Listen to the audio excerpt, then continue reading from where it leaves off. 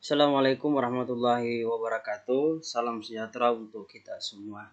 Teman-teman sekalian, pada kesempatan kali ini saya akan sedikit membahas materi berkaitan dengan hitung cepat ya. Jadi ini adalah materi untuk TIO pada seleksi CPNS ya.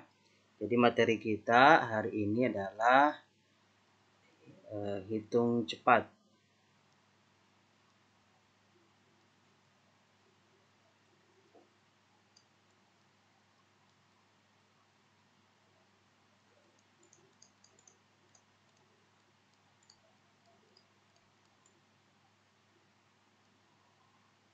Nah, jadi tes berhitung cepat berupa hitung operasi penjumlahan. Jadi ini ada penjumlahan, ada pengurangan, ada perkalian, kemudian ada pembagian ya. Kemudian ada operasi campuran. Jadi campuran itu antara menggunakan ya. Jadi bisa penjumlahan dengan perkalian atau semuanya. Jadi itu disebut dengan operasi campuran. Nah, cakupannya adalah bilangan bulat, bilangan pecahan, pangkat, dan bentuk akar. Materi tentang tes hitung cepat itu dibagi ke dalam beberapa bagian. Jadi, yang pertama itu adalah materinya adalah bilangan bulat. Bilangan bulat. Nah, masih ingat kan bilangan bulat itu seperti apa saja? Ya, bilangan bulat itu minus maupun positif ya. Misalnya min 4, min 3, min 2, min 1 ya. Kemudian 0, 1, 2, 3 dan seterusnya. Minus juga seterusnya ya. Jadi di sini ada seterusnya. Yaitu masuk bilangan bulat. Jadi operasi campuran pada bilangan bulat yaitu penjumlahan, pengurangan, perkalian, pembagian. Aturannya operasi campuran pada bilangan bulat itu sebagai berikut. Nah, ini harus kita pahami ya. Jika dalam satu operasi campuran terdapat semua operasi, jadi jika dalam operasi campuran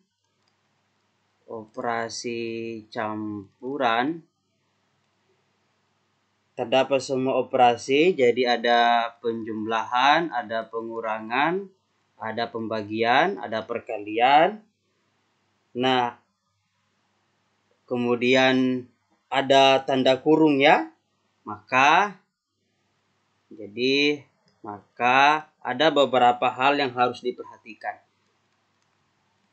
Jadi ada beberapa hal yang harus kita perhatikan. Yang pertama, kerjakan terlebih dahulu yang di dalam kurung. Jadi, kerjakan operasi dalam kurung terlebih dahulu. Misalnya 2 tambah 5, kemudian dalam kurung 4 kali 6, kemudian tutup kurung dibagi 2 misalnya.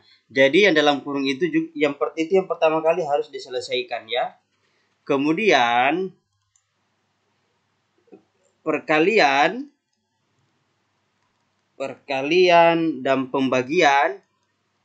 dan pembagian itu setara. Pembagian itu setara ya. Jadi boleh mengerjakan perkalian terlebih dahulu atau pembagian terlebih dahulu. Itu setara. Tetapi perkalian dan pembagian itu lebih dulu dibandingkan dengan penjumlahan atau pengurangan. Ya, penjumlahan atau pengurangan. Kemudian yang ketiga, penjumlahan dan pengurangan itu setara. Jadi misalnya contohnya nih, 4 ditambah 5 ya. Kemudian dikali 2 dibagi 1 dikurang 5 sama dengan. Nah, hati-hati. Jangan mengerjakan ini terlebih dahulu. meskipun secara berurutan soalnya penjumlahan dulu, jadi jangan. Jadi selesaikan dulu perkalian atau pembagian. Jadi selesaikan dulu ini dulu atau yang ini 5 kali 2 atau 2 bagi 1. Jadi ini dulu ya. Nah, baru setelah itu hasilnya dijumlahkan dengan 4, kemudian dikurangi dengan 5. Nah, itu ya. Jadi utamakan perkalian dan pembagian dulu. Nah, tapi kalau ini, jadi kalau misalnya 4 kali 7 dikurang 6 tambah 3, ya. Kemudian dikali 5 sama dengan. Nah, ini hati-hati. Jadi meskipun penjumlahan, tetapi penjumlahan itu dalam kurung, maka itu yang harus diselesaikan pertama. Jangan sampai teman-teman 3 kali 5, itu salah. Jadi seharusnya ini dulu diselesaikan. Berarti 4 kali 7 dikurang ini berapa? 6 tambah 3 berapa? Berarti 9 ya. Dikali 5. Nah, baru selesaikan perkalian. Ini juga diselesaikan. Hasilnya baru dikurangi. Nah, seperti itu ya. Jadi hati-hati. Nah, ada juga nih. Ada beberapa aturan. Ini juga seringkali sering diabaikan, akhirnya ketika kita hitung cepat akhirnya salah ya. Padahal sederhana. Aturan yang pertama. Jadi kalau plus dikalikan dengan plus, ini tanda kali ya, tanda kali, ini plus. Itu hasilnya itu adalah positif. Kemudian kalau positif, ini bukan penjumlahan maksud saya ya, maksudnya angkanya positif atau negatif. Positif dikalikan dengan negatif, hasilnya negatif ya. Kemudian negatif dikali dengan negatif, itu hasilnya adalah positif. Nah, begitupun juga dengan pembagian ya, begitupun juga dengan pembagian. Jadi kalau misalnya positif dibagi dengan positif, ya hasilnya positif. Positif dibagi dengan negatif, hasilnya negatif. Negatif dibagi dengan negatif, hasilnya adalah positif. Itu harus diperhatikan ya. Perhatikan. Misalnya 4 dikali minus 5. Nah, 4 kali 5 kan 20. Nah, bukan 20 jawabannya, tapi kan positif kali negatif berarti minus 20. Atau misalnya 20 minus 20 dibagi minus 20 berarti berapa? 1. Positif 1. Kenapa positif? Karena minus bagi minus adalah positif. Nah, itu jadi hal-hal yang sangat sederhana tapi sering sekali kita mengabaikan ya. Itu harus diperhatikan baik-baik. Nah, kemudian ada juga yang disebut dengan sifat-sifat ya.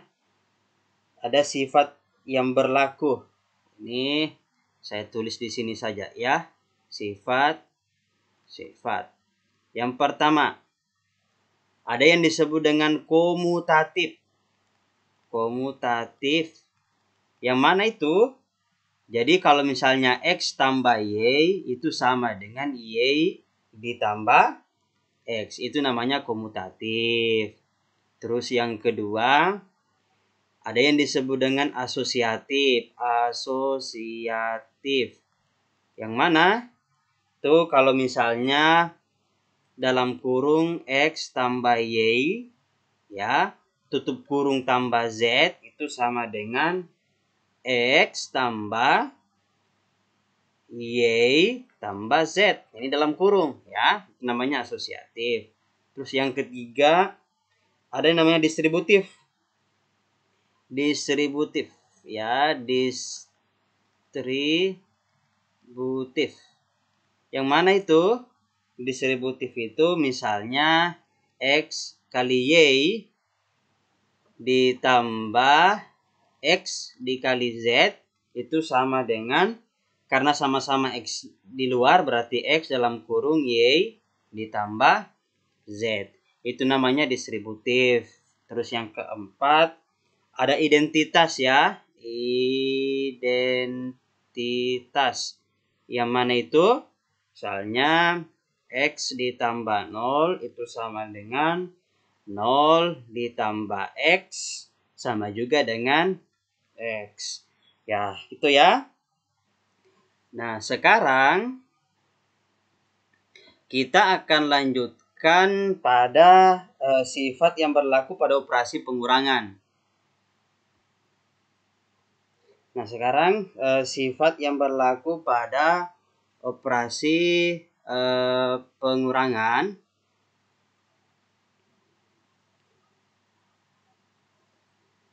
Kalau yang tadi kan penjumlahan. Kalau pengurangan itu sifat pada pengurangan ya, pada pengurangan. Oke, mohon maaf kalau tulisan saya agak kurang baik ya. Ini saya masih dalam proses belajar menggunakan sebuah alat. Jadi yang pertama ada yang disebut dengan sifat distributif. Distributif sama tadi. Distributif itu misalnya X kali Y dikurang X dikali Z itu sama dengan X dalam kurung Y dikurang Z. Kemudian ada juga sifat tertutup. Tertutup. Jadi misalnya bilangan bulat dikurangi bilangan bulat itu hasilnya pasti jadi bilangan bulat ya, pasti hasilnya. Nah, ada juga sifat pada operasi perkalian. Ada sifat pada perkalian. Nah, sifat yang pertama komutatif ya. Jadi komutatif misalnya X dikali Y sama dengan Y dikali X ya. Yang kedua asosiatif misalnya dalam kurung X kali Y dikali dengan Z itu sama dengan X Y dikali Z ya. Kemudian sifat yang ketiga distributif. Sebenarnya ini teman-teman itu pasti sudah, ini matematika dasar dan pasti sudah ini ya. Cuma kita ulangi kembali, mereview supaya makin lancar ya. Jadi X Y ditambah Z itu sama dengan XY ini kali masuk ya, XY tambah X dikali Z. Ya, itu distributif namanya. Terus yang keempat ada identitas. Identitas itu X kali 1 sama dengan 1 kali X sama dengan X. Oke, itulah untuk sifat-sifat pada perkalian. Nah, kalau pada pembagian, sifat-sifat operasi di atas tidak berlaku ya, tidak berlaku. Nah, sekarang kita masuk ke bagian B. Jadi, ini bagian A tadi ya, bilangan bulat. Sekarang kita ke bagian D. Oke. Di B itu saya mau bahas tentang sifat pada operasi pemangkatan. Sifat pada operasi pemangkatan. Jadi yang pangkat-pangkat ini sering sekali juga muncul nih. Soal-soal pemangkatan. Jadi ada aturannya. Kalau lupa itu ya nanti tidak bisa kerja soalnya dengan cepat. Nah, misalnya definisinya misalnya A pangkat N. A pangkat N, itu pemangkatan. Definisinya sebenarnya adalah A dikali A dikali A dikali berapa kali, dan intinya ini N kali. Jadi kalau misalnya A pangkat 3 berarti A kali A kali A 3 kali. Tapi kalau A pangkat 5 berarti A kali A kali A kali A kali A sebanyak 5 kali. Nah, itu definisinya ya teman-teman sekalian. Nah, sekarang saya akan tuliskan rumus penting. Ini harus dihafal. Kalau tidak dihafal, tidak bisa dikerja ya.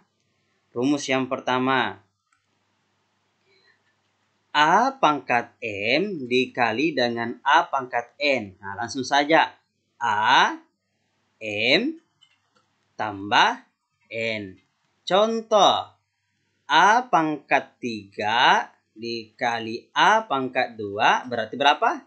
A pangkat 5. Itu. Yang kedua.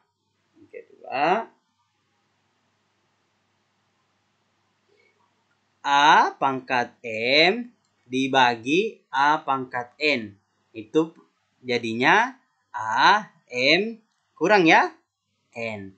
Jadi kurang kalau pembagian di sini. Misalnya ini A pangkat 3 dibagi A pangkat 2 berarti A pangkat 1 atau A. Jelas ya? Kemudian bagian C.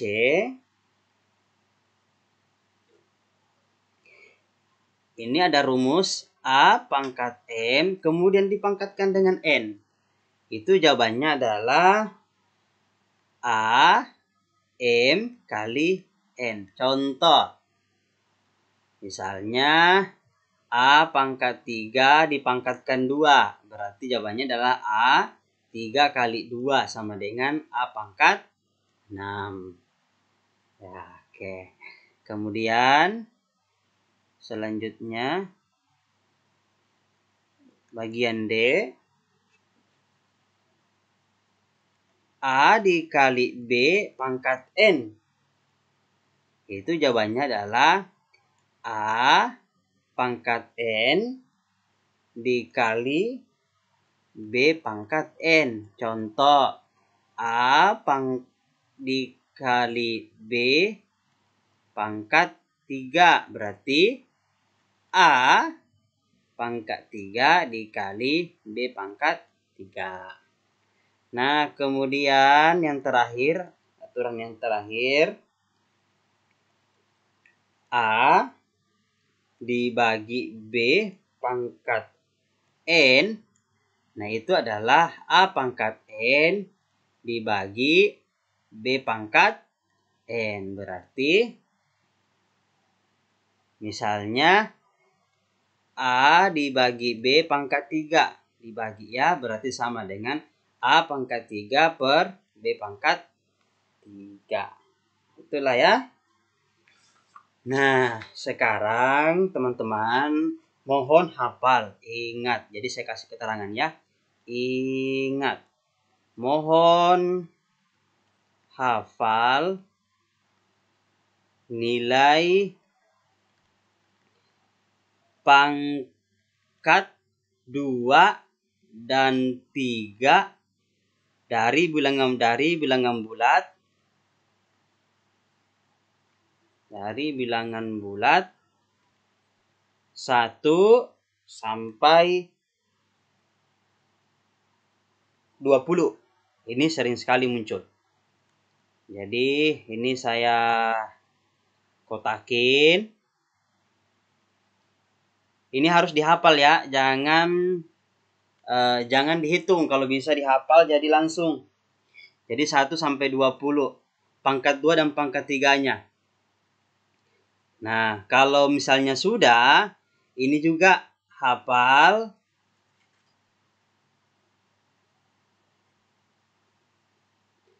20, 30, 40, 50.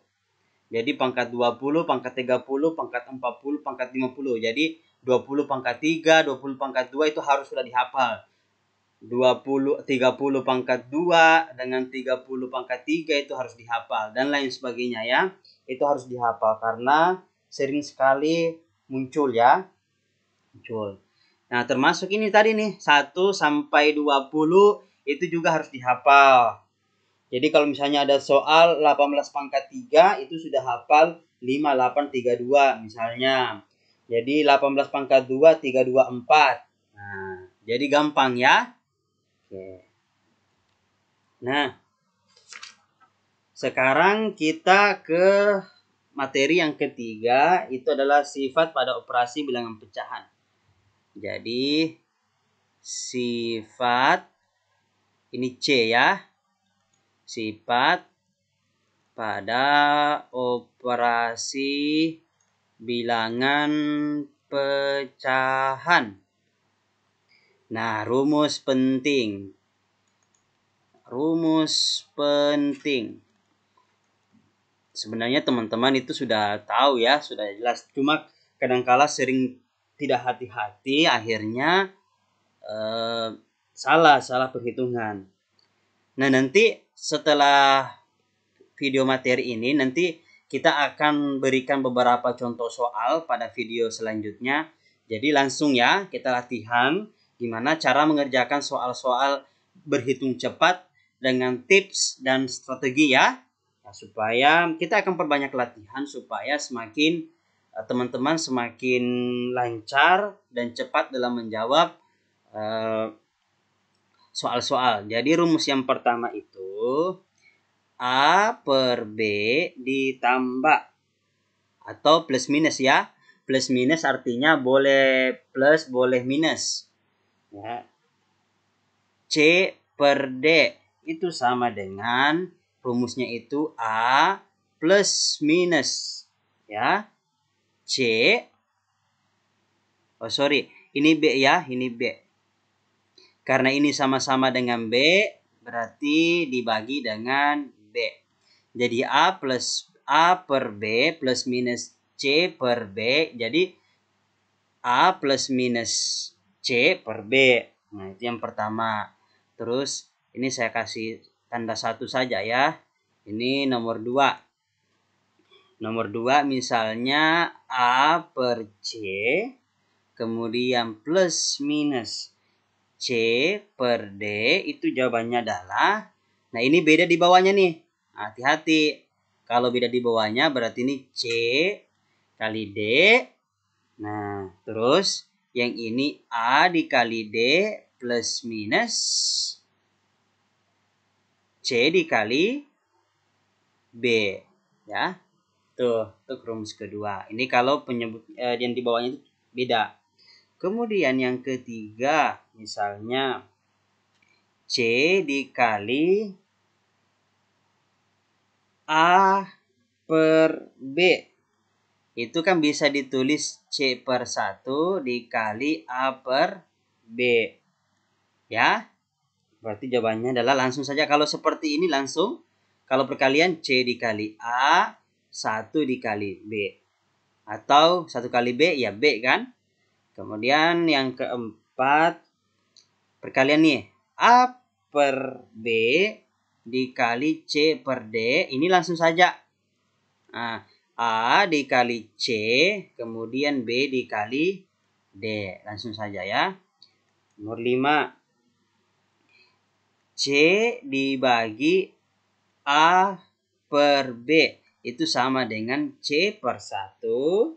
Ya. C per 1 dibagi A per B. Ingat, dibagi ini boleh saya ini dikali miring ya. Kali silang. Kalau bagi itu kali silang. Berarti CB per A1 ya. Kali silang. Oke. Atau bisa juga yang ini C per 1 dikali, tapi ini harus ditukar. B per A. Nah, oke, baru kita kerja dengan seperti ini. Kemudian yang keenam, A per B dibagi C per D ya, itu sama dengan A dibagi B dikali D per C. Jawabannya adalah AD per BC. Oke. Pasti teman-teman ada yang berpikir nih, wah mending langsung latihan soal. Enggak apa-apa, jadi kita review dulu ya. Review dulu materinya, nanti kita kasih latihan soal. Nah, yang kedua yang harus diingat adalah pecahan istimewa. Ini harus dihafal. Pecahan istimewa karena sering sekali muncul. Hafal. Ya, sering sekali muncul. Jadi, pada saat kita dikasih pecahan istimewa gampang gitu ya dikerja. Ya. Jadi kita langsung berpikir otomatis gitu. Jadi yang pertama, 1/2. Kalau saya ubah ini nilainya 0,5. Kalau saya ubah ke persentase, jawab. Ini adalah 50%. Jadi gampang ya. Jadi hafal. Kemudian 1/4. 1/4 itu nilainya adalah 0,25. Kalau 1/4 berapa persen sih? 25%. Ya. Kemudian 1/8. Nah, 1/8 itu berapa? 0,125. Jawabannya adalah berapa persentase? 12,5%. Ya. Kemudian berapa lagi nih? 1/16 itu sama dengan 0,0625. Jadi ketika dikasih soal begini tidak usah dicari lagi, langsung saja ya. Berapa persen? Ya, cuma tinggal lihat ini. Jadi cara mengubah persennya ya kalau misalnya 0,5 berarti 50. Ini berapa? 25. Ini berapa? 12,5. Ini berapa nih? 6,25%. Kemudian berapa lagi? 1/3. Nah, 1/3 itu jawabannya 0,33 sekian ya. Kalau diubah ke persentase itu 33,33%.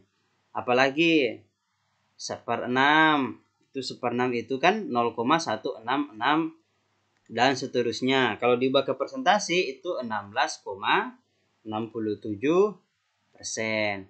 Apalagi 1/5. Nah, 1/5 itu kan 0,2. Nah, berarti berapa ini? 20%. Ya. Kemudian berapa lagi? 1/7. 1/7 berapa sih? 0,1428. Ya, ini berapa? Berarti 0,1428 dikali 100 berarti adalah 14,28%. Nah, berapa lagi? 1/9. Nah, berapa itu 1/9? 0,111 dan seterusnya. Kali 100 berarti 11,11%. Nah, ini juga nih sering muncul nih. 1/11 itu berapa? 0,9090 dan seterusnya. Berarti kalau dikali 100 ini berapa?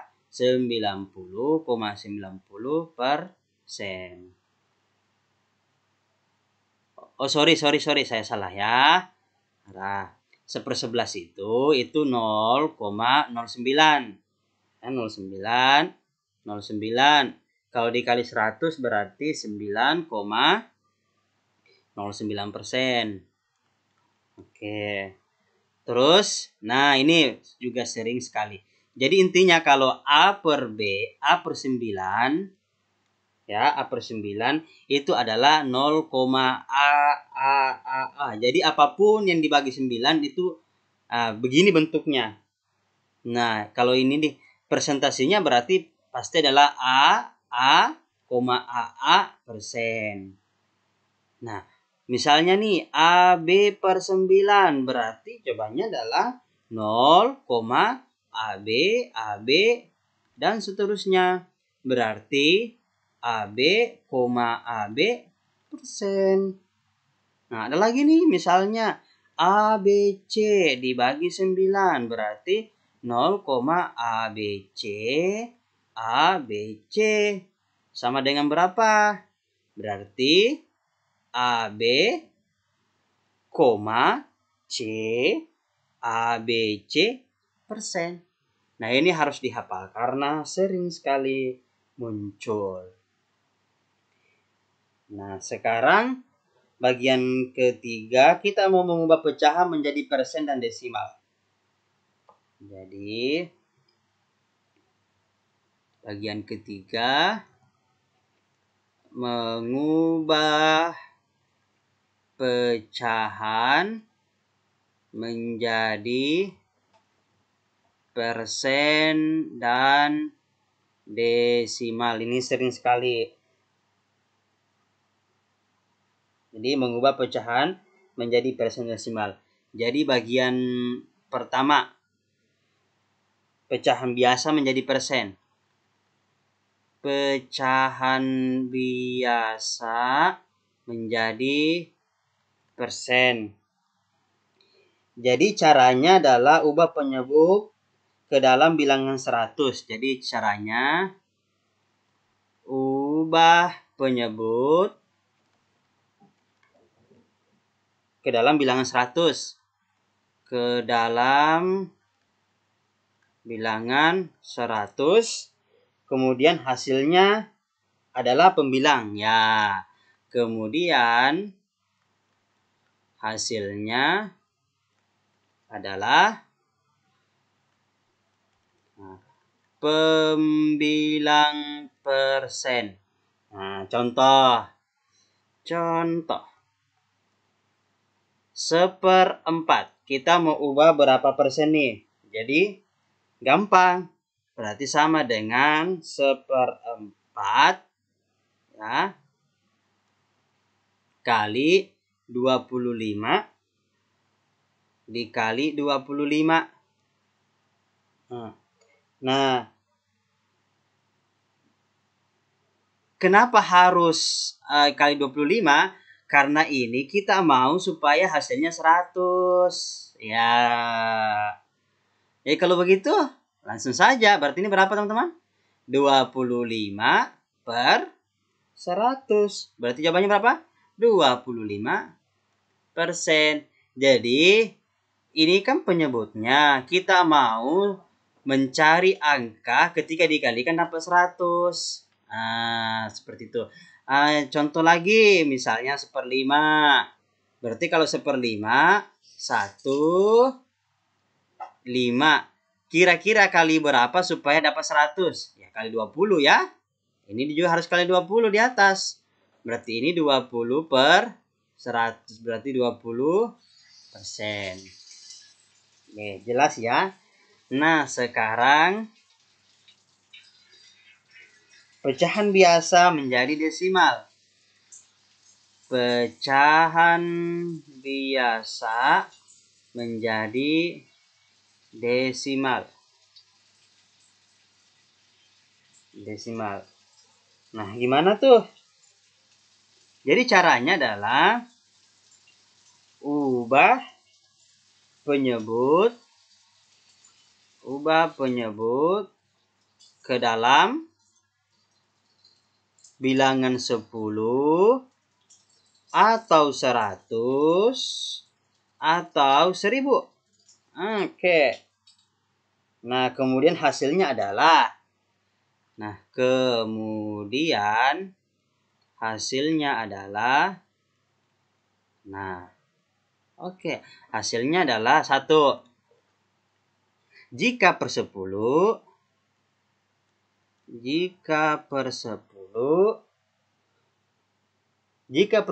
maka pada bilangan pembilang letakkan koma di depan angka satuan. Jika per 10 ini letakkan koma di depan angka satuan. Oke, nanti kita kasih contoh supaya tidak bingung ya. Kemudian yang kedua, jika per 100, letakkan koma di depan angka puluhan. Letakkan koma di depan puluhan ya. Nah, kemudian 3, jika per 1000, letakkan koma di depan ribuan ya. Ini ribuan. Gimana contohnya? Contoh misalnya, contoh 1/4 ya, 1/4 berarti dibagi. Jadi kita mau mengubah penyebut, kita mau ubah penyebutnya ini menjadi 10 atau 100 atau 1000. Ya, kalau nggak bisa 10 ya 100. Kalau nggak bisa 1000, kalau nggak bisa 100 ya 1000. Kalau nggak bisa 1000 ya di atasnya lagi.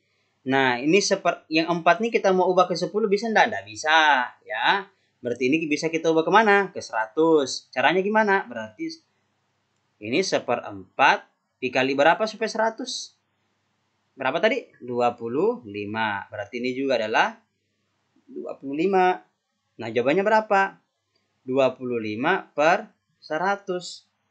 Nah, coba lihat. 25/100.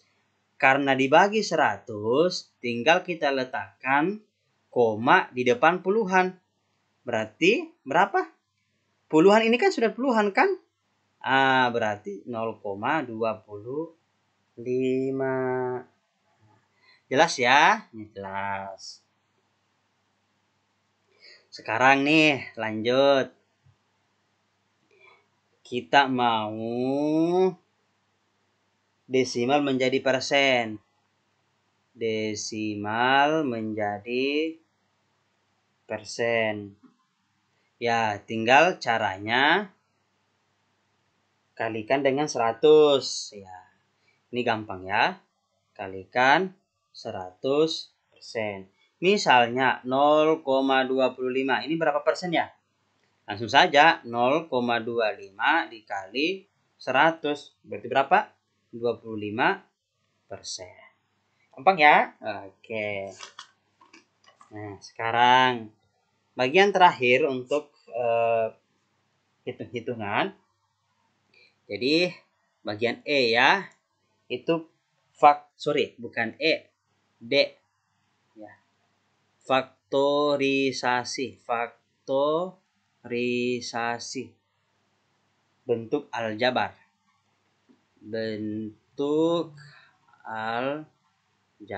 Nah, ini kita rumus pentingnya ini dihafal ya. Rumus penting. Jadi yang pertama, rumus pentingnya, misal K dalam kurung A ya ditambah X. Ini kan sudah dijelaskan tadi ya. Berarti ini adalah KA ditambah KX. Kemudian yang kedua, misalnya ada seperti ini, X ditambah Y pangkat 2. Nah, kalau positif di dalam seperti ini pangkat 2 berarti bisa kita ubah menjadi begini. X kuadrat ditambah 2XY ditambah Y kuadrat. Ini dari mana ini diperoleh ini? Nah, dari sini sebenarnya. X tambah Y pangkat 2 itu sama dengan X tambah Y, X tambah Y. Ini ada disebut dengan kali pelangi. Nanti hasilnya ini dapatlah ini. Ya. Oke. Kemudian bagian C, rumus C-nya langsung saja ya. Gimana kalau di dalamnya itu minus? Misalnya begini, pangkat 2. Berarti kalau dia minus, jawabannya adalah X kuadrat dikurang ya, minus 2XY dikurang, tambah ya, tambah Y kuadrat. Kalau tidak percaya pakai cara ini juga. Ya, nanti akan dapat nilai ini. Nah, bagaimana kalau misalnya campuran? Misalnya X plus Y dikali X min Y. Nah, kalau dapat soal begini langsung saja X kuadrat ya dikurang Y kuadrat. ABC unit D ya. Kemudian E. Misalnya AX ditambah B dalam kurung ya, CX tambah D. Nah, gimana caranya nih? Nah, ini langsung saja ya. Sebenarnya boleh. Kalau teman-teman mau cari manual, boleh. Tapi ya habis waktu. Langsung saja persamaannya itu adalah ACX kuadrat ditambah dalam kurung AD ditambah BC ya. Kemudian dikali dengan X ditambah PD. Nah, Jadi ini ingat ya, ini hafal ya, banyak yang harus dihafal. Sebenarnya kalau tidak mau menghafal ya sudah, perbanyak latihan. Kalau perbanyak latihan nanti dihafal sendiri. Ya, sekarang kita di bagian E, persamaan dan pertidaksamaan. Persamaan dan pertidaksamaan. Jadi kita bahas pertama dulu yang persamaan nih. Persamaan. Jadi aturannya kalau persamaan nanti akan supaya lebih lancar nanti kita akan bahas soal ya pada video selanjutnya. Misalnya X sama dengan A plus minus B, kemudian Y sama dengan C plus minus D. Nah ini bisa saya kerjakan menjadi X plus minus Y itu sama dengan A plus minus B ya plus minus C plus minus D. Oke. Nah, apa sih maksudnya ini? Nah, oke lah, nanti kita akan kasih contoh soal ya di video selanjutnya. Kemudian, pertidaksamaan. Pertidaksamaan. Nah, ini ada aturannya nih. Oke. Untuk A, B, C, D, X, dan Y, bilangan real, ini dan Y ya, dan Y bilangan real, bilangan nyata, maka berlaku sifat.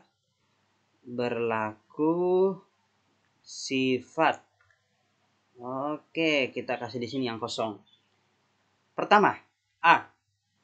Oh, jangan A ya, satu. Jadi kalau A, B, C, D, X, dan Y-nya itu bilangan real, untuk pertidaksamaan itu ada berlaku sifat seperti ini. Jika A lebih kecil dari B, maka A tambah B, A tambah B lebih kecil dari B tambah C. Oke. Nah, kemudian nomor 2. Jika A lebih kecil B,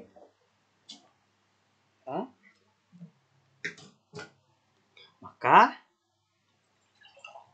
A dikurang C lebih kecil daripada B kurang C.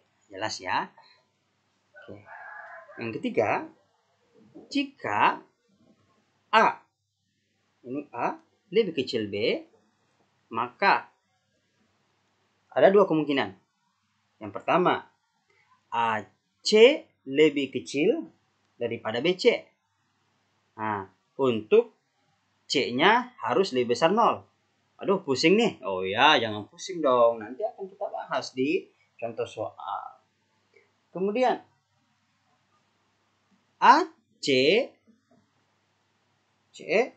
lebih besar dari BC, di mana C lebih kecil 0. Jadi kalau dia lebih kecil 0, nah ini yang berlaku. Ini bukan minus ya, ini numbering. Oke. Dan nomor 4, jika A lebih kecil B, nah, dan C lebih kecil D, maka A tambah C lebih kecil B tambah D. Ini sering sekali loh muncul teman-teman sekalian. Nanti teman-teman akan lihat sendiri bentuk soalnya seperti apa ya bagian ini. Kemudian nomor 5, jika A lebih kecil B dan C lebih kecil D, ya, maka A ditambah D lebih kecil dari B dikurang C. Nah, di mana lagi nih saya menulis nih? Terakhir nih ya. Nomor 6. Maaf ya kalau tidak beraturan. Jika A lebih kecil X, kemudian lebih kecil B, Dan C lebih kecil Y lebih kecil D. Nah, maka A ditambah C itu lebih kecil dari X tambah Y, kemudian lebih kecil dari B tambah D. Aduh, bingung ya? Nah, ya, memang sih kalau misalnya seperti ini pasti kita bingung. Tapi kalau ketika mendapat soal langsung, nanti kita akan lihat penerapannya seperti apa. Nah, teman-teman, itulah beberapa pembahasan materi berkaitan dengan hitung cepat. Intinya untuk hitung cepat nih, perbanyak latihan. Semakin banyak kita latihan, maka semakin mudah kita mengerjakan soal dengan cepat dan benar. Baik, terima kasih banyak atas telah menonton video kami. Semoga teman-teman sekalian tetap semangat dalam mempersiapkan semuanya untuk menghadapi tes CPNS tahun 2021. Terima kasih. Wassalamualaikum warahmatullahi wabarakatuh.